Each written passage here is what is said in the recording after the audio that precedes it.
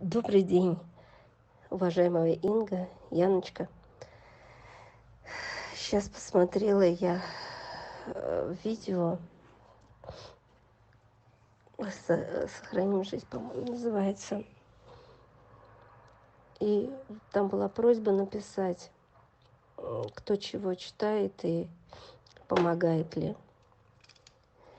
Я тоже хочу сказать, что мне 50 лет, и у меня брату 46 лет. И он ушел добровольцем за линию. Вот. И я вас с лета смотрю, читаю, и отзывы людей читаю, и вообще все, что вот, как говорится, в видео выходит, я все это читаю. И когда мой брат ушел, вот, я, как и все, стала переживать за своего брата. Но он предупреждал, что уже, Оля, может быть такой день, когда такие наступят дни, когда я уже не смогу вам ни звонить, ни писать, но вы не переживайте, все будет хорошо. Как бы там он не обещал, мы же понимаем, что они не на прогулке. И вот чисто случайно мне попался ваше видео «Сильный сохран для воина». Инга, что сказать вам огромное спасибо, что я вам очень благодарна. Это просто ничего не сказать. Вы даже не представляете, как я вам благодарна. Какие силы вы в меня вселили. Я читала, стала читать, выписала, стала читать. Брат долго тоже не звонил.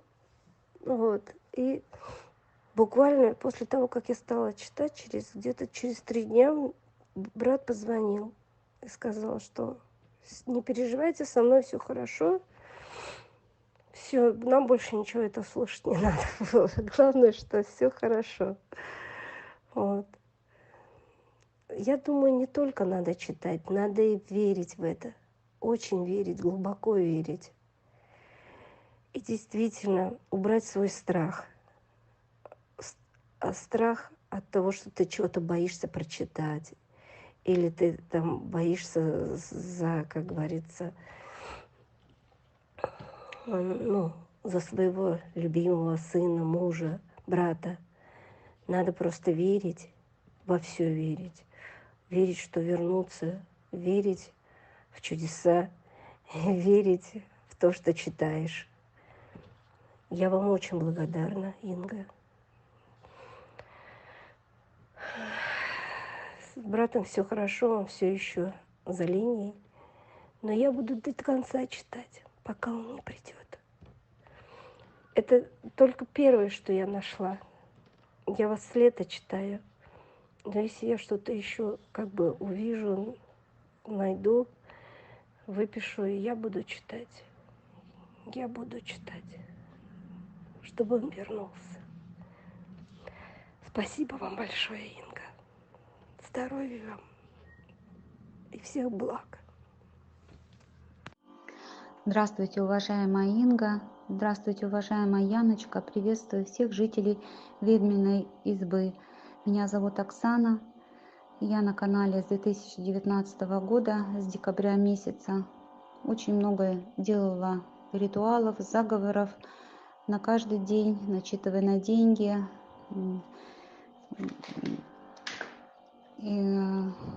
Ежедневные заговоры короткие, и ритуалов огромное множество сделано. Расскажу про последние ритуалы. Делала заговор «Подчинить себе обстоятельства», цыганский заговор. Подали документы в художественную школу, был большой конкурс, нас зачислили, но, к сожалению, время проведения занятий совпадает с временем обучения, нахождения ребенка в школе.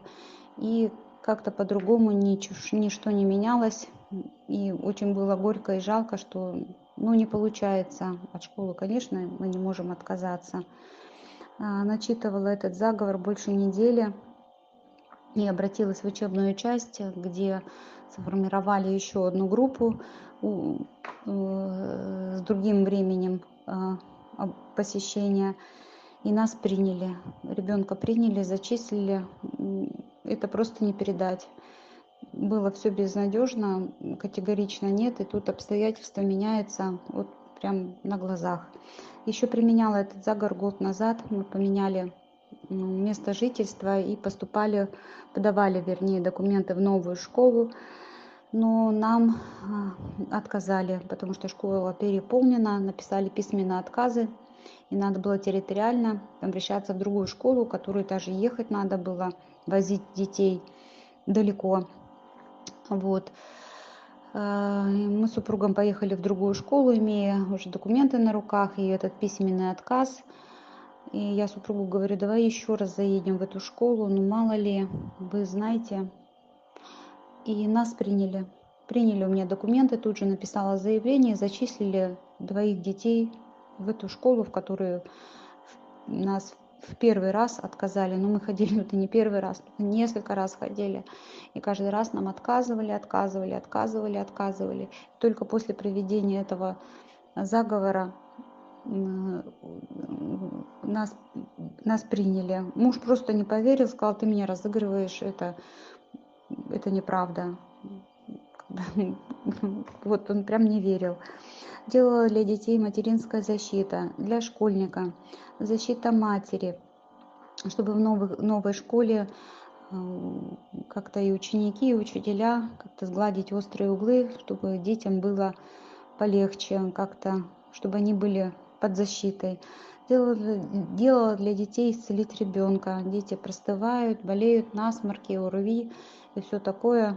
Вот, очень быстро выздоравливали, дети приходили в себя без какого-то такого активного, прям сильного лечения, сильно не разболевались. Работает, делайте. Также делала, это уже последние просто события, расскажу. Примерно месяц назад у нас пропал котик. Испугался машину проезжающей громкого звука и куда-то рванул вдоль дороги, куда-то убежал, даже не поняли, куда он, где он спрятался. Искали, но никак не можем найти котика. Очень я переживала за то, что он куда-то во двор подлезет под забор, а там собаки. И то есть так, искали до поздней ночи кота уже с фонариками. У меня уже просто случилась истерика и рыдала, что любимый член семьи Пушистик, и вот так. Начитала «Невидимая нить», и под утро в 4 утра наш котик пришел, да, с поцарапанным носом, но жив и здоров. Делайте ритуалы, они помогают. Делайте все, что говорит Инга. Я стараюсь делать все записываю, все фиксирую, все записываю, тщательно готовлюсь к каждому ритуалу. Огромная благодарность уважаемой Инге. Огромная благодарность. Низкий вам поклон. Спасибо вам огромное. Здравствуйте, уважаемая Яна и глубоко уважаемая Инга. Я хочу вам рассказать о ситуации, которая получилась у моего брата. Мой брат с первых дней мобилизованный. Пошел, подписал контракт. И вот недавно, как всегда, пошел в штурмовое. И перед тем, как идти, я зашла на ваш канал и увидела о том, как рассказывала глубоко уважаемая Инга о черете.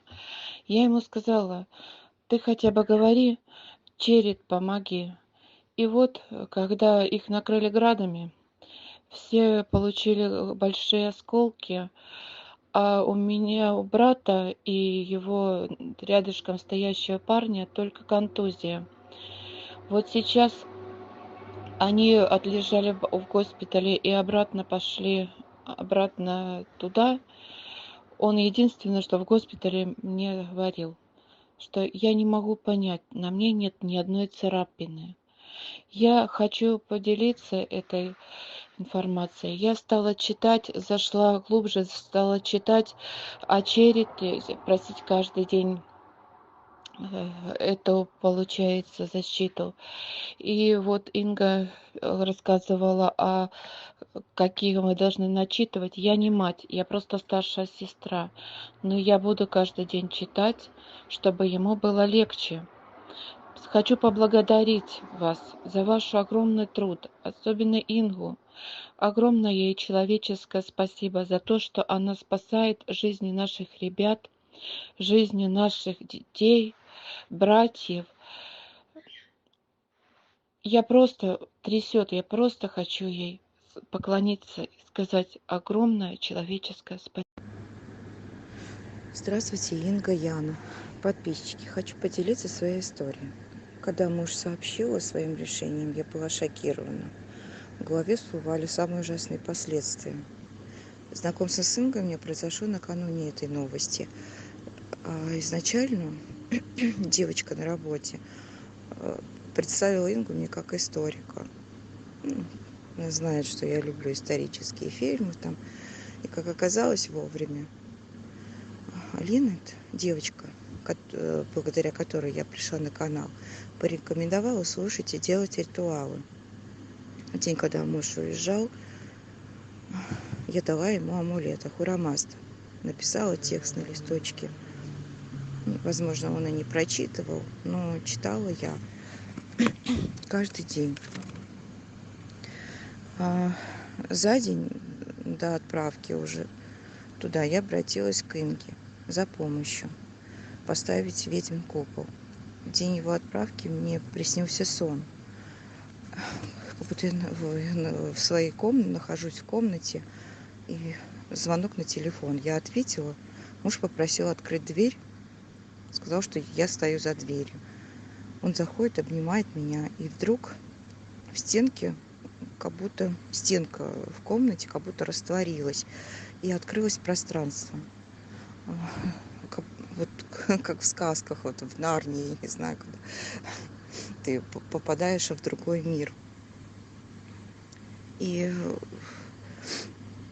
были какие-то видны всплески огней, непонятные, фейерверки, или, может быть, это были взрывы, я не знаю. Тут появилось черное существо вот между нашей комнатой и началом, вот этим пространством. Непонятный, потому что он как бы вроде черный кот, но как бы не кот, был большой для кота. Вроде черт, но тоже не черт. Он остановился и пристально смотрел на мужа. Точнее, они смотрели друг на друга в глаза. Не знаю, что значит этот сон тогда. Возможно, что это, может, я обратилась к духу черед перед сном. Не знаю. Возможно, что он явился. Я каждый день обращалась к череду. Я Ахура-Мазда, великую защиту читала древних богов. Древний заговор на 4 стороны света. Сделала ритуал на защиту на 3 замка. С 1 по 4 сентября он перестал выходить на связь. А 5 я узнала, что он в госпитале с 11 ранениями. Из них 3 в спину. Не был задет позвоночник, не было задето легкое.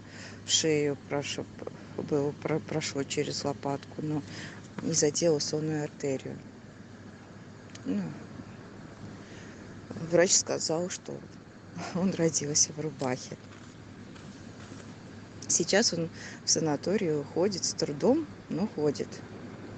И уже общается уже повеселее. Сообщение с ним я уже поняла, что они попали тогда в засаду. Многие погибли. Он чудом остался жив. И я знаю, что обращение к духам, к богам очень большую роль сыграли в этом. Я благодарна Инге.